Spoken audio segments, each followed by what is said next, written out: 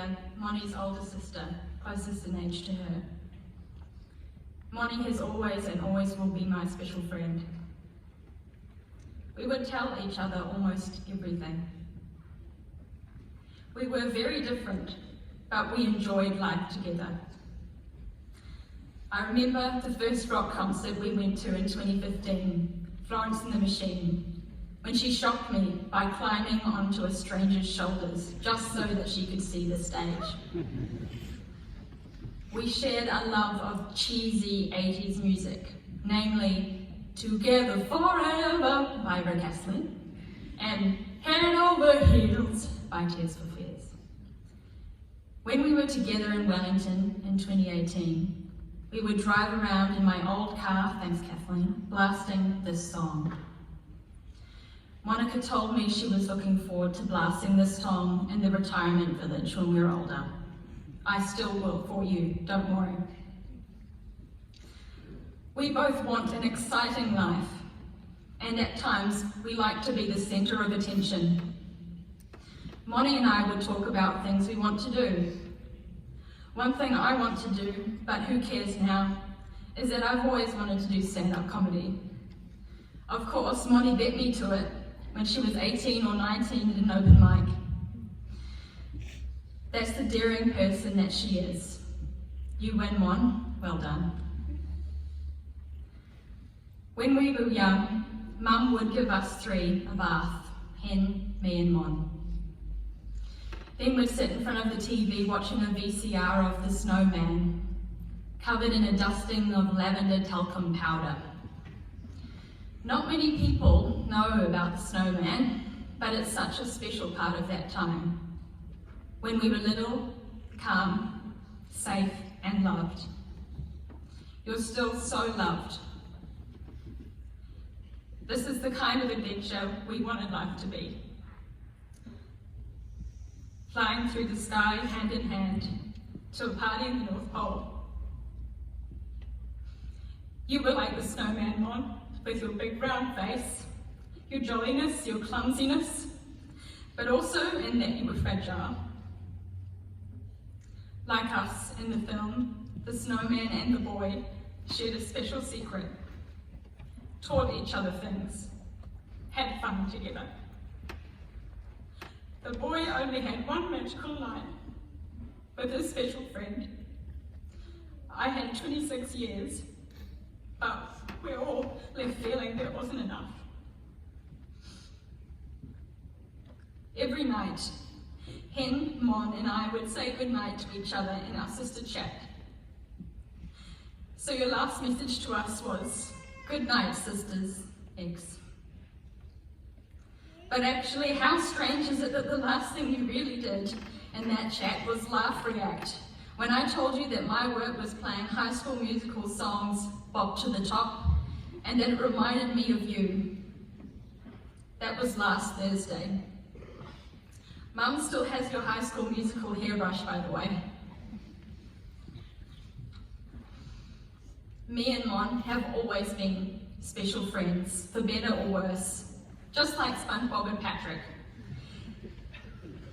Every day after school, between about 2006 and 2008, we would watch SpongeBob SquarePants together, eating snacks including many packages of potato chips. One day, Mum came home from work to find us with cold face cloths in our mouths. We'd gone too far and eaten a whole pineapple together, and now it was eating us. I don't believe in organised religion, as I don't like being told what to do or think, and neither did you. It's so annoying and hypocritical that I'm someone who feels that you're here with me.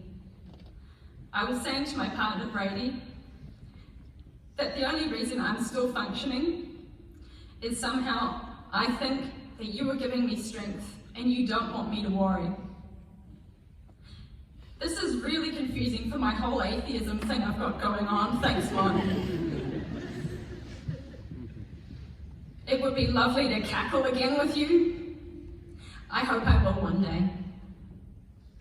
In the afterlife, if there is one, I'm sure eyebrows will be raised at the old wrinkly lady supported by a walking frame, me, dancing with the beautiful, young 26-year-old.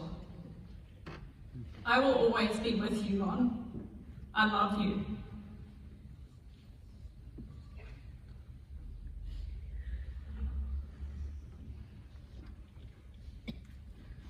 I'm one of Mon's sisters.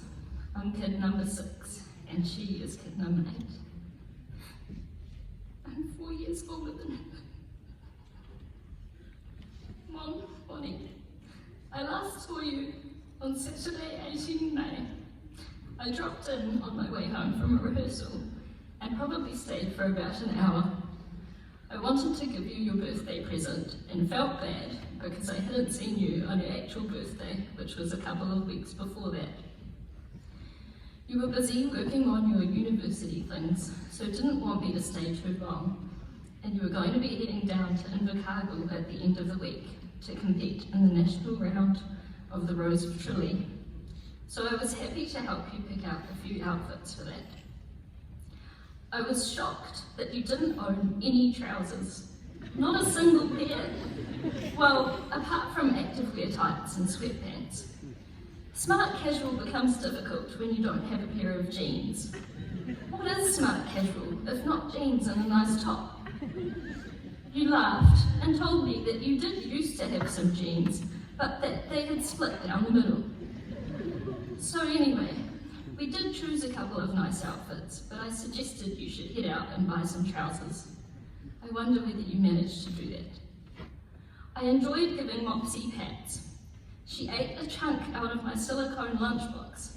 I couldn't believe it. And while she was chewing on it, I asked how I could get it out of her mouth.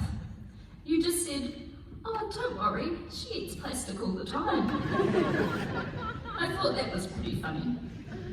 I still use the lunchbox, but it does have a hole in it. Somehow, although we had a very similar, or more or less the same upbringing, we are very different people. As a kid, when you were probably only a baby really, maybe 5 or 6, Seal and I used to delight in making fun of you for things like the way you said the word finger, which you said is finger with a th. And I remember Mum trying to get you to say the word milk. She would say, milk, milk, milk. And you would say, milk, milk. Maybe that was part of the reason you were a vegan and wouldn't eat any milk products more recently. Although I suspect it was more to do with that you loved animals and all things living and couldn't imagine any kind of creature being harmed. There was also the time when we were really little and Mum took us to visit an elderly priest. You must have been unwell because he asked, "Are you sick?" And you said, "No, I'm 5. We were never a dog family and always had a cat, but never a dog. But you loved dogs, and as a young kid you had a soft toy dog called Rose and posters of dogs on your wall. I thought it was strange. Why would anyone want a dog so much? Later in life, more recently, you would arrive anywhere with that beaming smile that I know people have been talking about. You'd dish out hugs left, right and centre. You had a lot of love and wanted everyone else to feel it. I'm far more reserved, perhaps a little uptight at times, and generally won't go in for a hug unless another person initiates it. And to be honest, I found it kind of weird how you would hug so many people, because that's just not me. But in the last week, I can tell you, I've been hugging just about every person and their dog. Well, not literally, but I've had no reservations, and without thinking about it, I've gone in for those much needed hugs with, I think, more people than I've hugged in the whole rest of my life put together. So I hope you know that, Moni. Those hugs are for you. And I wish that I had hugged you more.